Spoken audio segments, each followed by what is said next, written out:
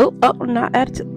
Not attitude already in the morning. Welcome back to my little channel. One of my babies are not feeling good, the other one is feeling great. So I decided to take this time to go ahead and do some deep cleaning because most of the time my oldest is the one that's all over the place while I'm trying to clean. So just about last month, we were gone for about the whole month, or I was just going through something, which was my grandma passing away, and we found out that we were having her funeral January 11th and she passed away December 30th. So it was just a lot to process, a lot of grieving, and a lot of things just wasn't getting deep clean like I usually would. Now, I usually use cleaning as my therapy. I found it very therapeutic to clean. My husband was definitely helping out around the house a lot, just cleaning, but sometimes I just feel like the cleaning that I do is the cleaning that I want. So yeah, after we came back from my grandma's funeral, it was Zaya's birthday and we went to Atlanta. And so in between those times, I was trying to keep the house clean because I like to come back to a clean house. But I feel like it was more cleaning to the eye. But if you like looked around more, like the cabinets and everything else, you kind of saw that there was like grease or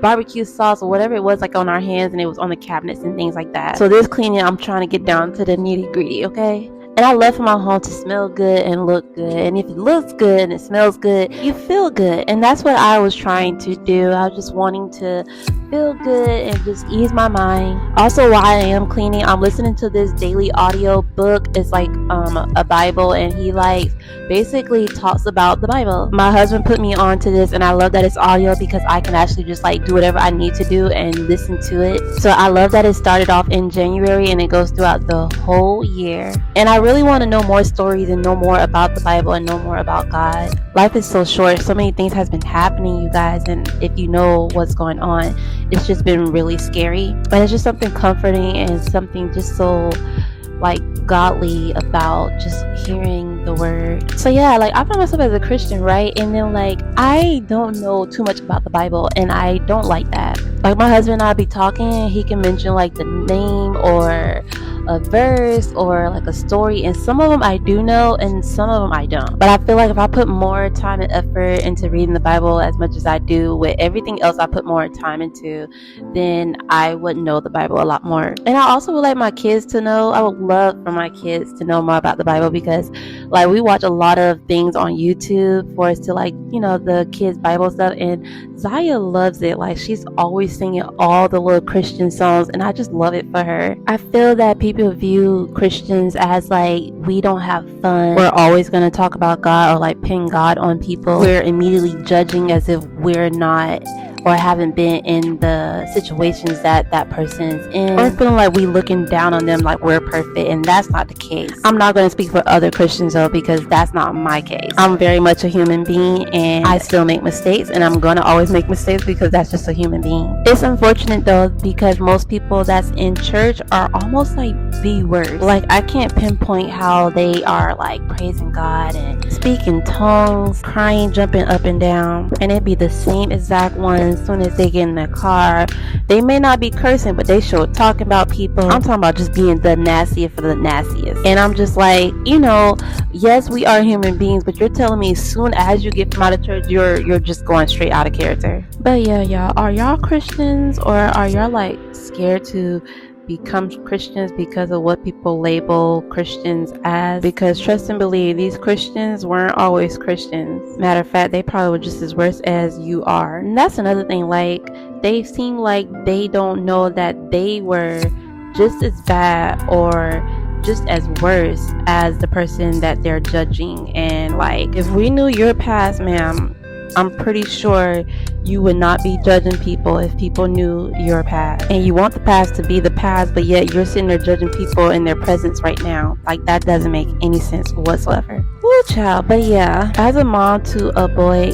and a girl, I have so many things to like teach them and show them. I always want Zaya to know that she's very beautiful inside out. She's very caring and very affectionate. She's very positive. Like she's forever telling someone something positive about themselves. I even told my husband that she's kind of hard on herself too, because she's 3 years old and she's fully potty trained. Like she doesn't wear pull-ups and she wakes up in the middle of the night if she has to go pee. But if this girl wet herself, when I say she is so hard on herself, it is crazy. And she gets that from her dad. Like she be so disappointed in herself, and I'm just like, it's okay, baby, you know, let's get cleaned up. It was an accident. Let's just try not to let it happen again, okay? She is so driven. Like, she wakes up and she has things that she wants to do. She wants to read a book, or she wants to sing her ABCs and 1, 2, 3. She's forever trying to even teach Mari things, and Mari's only 1. She's like, look, age don't mean a thing, but you can learn things right now. And I'm just so mind blown because she was a NICU baby, y'all. She was born at 33 weeks, and the milestones that she hits and just like where she's at now, she's remarkably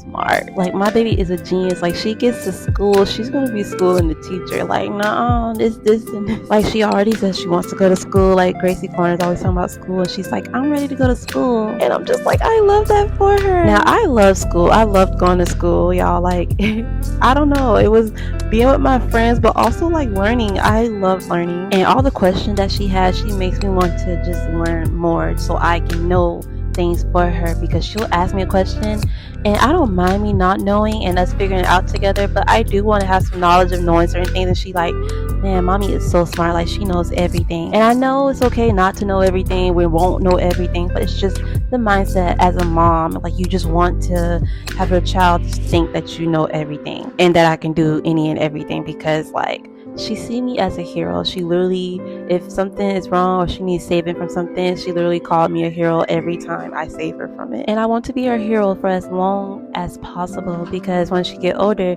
will she still see me or her dad as, you know, her hero? But yeah, with Mari, you know, he's gonna grow up to be a young, handsome black man. And despite things that goes on with a black man, I want him to be able to just love and cherish the girl that he has in his life. And her and the parents gonna know that this man was raised right by his mom and dad. He sees how dad treat mommy, and he is just like in awe, and he wants to treat her the same exact way, if not better, which is impossible, but you know, if not better. The guidance and the teaching moments he's gonna have with his dad is gonna be like so amazing. And like, I see the excitement in my husband's eyes already with him, just at all that he has a son, and always wishing that when he gets older that he has a bond and forever have a bond with both of the kids. And that's the thing, like, we're not trying to be their friends, but at the same time, like, these are our seeds, you know, they came from us. Like, we are them, they are us, and they are going to be representing us when we're long gone from here. Y'all, I'm getting deep in this video, and I had no plan on even doing this. I had no idea what I wanted to say. I didn't know I wanted to do a voiceover, but I just didn't know exactly what I was going to say, and I am just vomiting out everything. I feel like my biggest title right now is a wife and a mom, and so just being a mom and knowing that my kids are going to be off to school, all the things that's going on in school, from bullying to the shooting to the teachers, it's just so overwhelming. And like, I am not and won't be in a rush to put them into daycare, or even just waiting until Zaya gets old enough when she's ready to go to school. Yeah, my baby didn't start children's church till she was almost 2, maybe a little mid 1, but we wanted to make sure she was able to walk and talk, because best believe if anything was to happen, she let us know. And it was a case that something had happened, and she let us know. It wasn't anything with the teacher or anything bad, but she let us know if something had happened and she wasn't happy. And that's what I want, because you sitting here going to the daycare trying to figure out what happened, your baby can't tell you what happened because they don't talk. She going down a description of what happened, who did it. She going to point and tell us who did it,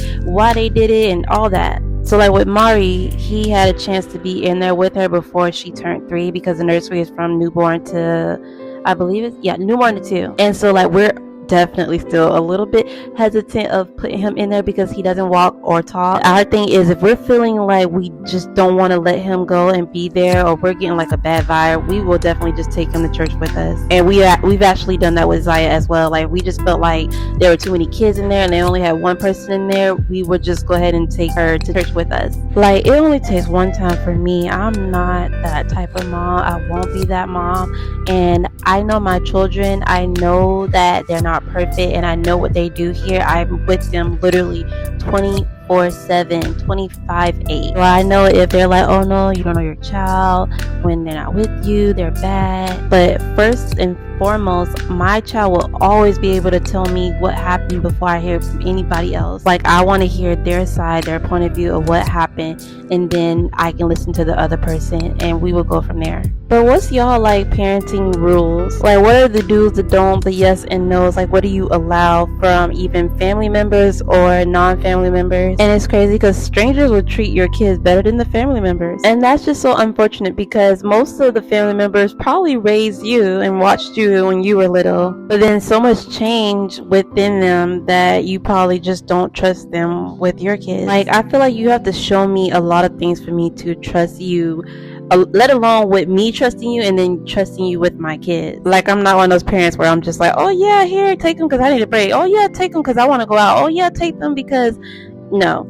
And even if they want to go with them, if I don't trust you with my kid not going, whether they want to be with you or not. But grandma brought some Chick-fil-A because she knew we were going through a lot and Zaya was feeling really bad. As y'all can see, I have the humidifier going right above her. She didn't even eat much. She ate a couple of fries and maybe a nugget, and she wanted to play with the toy. But she was just like coughing a lot, like really hard, like just barking. So by this time, Mario was actually napping, so I just got the front room cleaned up and vacuumed the floor, which I love. I can vacuum when both of my kids are sleeping and it doesn't bother them or wake them up. And Mario's like right here in the next room. But let me know if you guys enjoy me talking to y'all while I'm like recording or when I'm cleaning or anything like that, and I'll continue to do more videos like this. My goal is to actually get to 2,000 subscribers by the end of this month, and I know that it's possible. So if you guys can help me by sharing, liking, and leaving a comment, that will help boost the algorithm and get me seen by more people. Also, don't forget to subscribe, and if you made it to the end of the video, I appreciate you so much. Baby girl waited so patiently for me to finish putting this rug down and tell me she had to go potty, so I just rushed her to the potty. And then I just went to put down the stools because I had those up while I was mopping. It was crazy. I didn't know that people didn't know this technique to do when they were mopping. People was like they didn't know where to put their like stool or chairs when they were mopping,